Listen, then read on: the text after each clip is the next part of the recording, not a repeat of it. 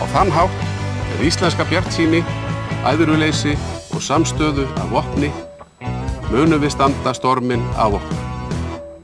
Guð blessi. Ég þarf að færa brauð í búið mitt. Fé, til þess þarf ég fé, ekki lán. Ábyrgð og vextir slíga mig. Skara mitt og talan drepur mig.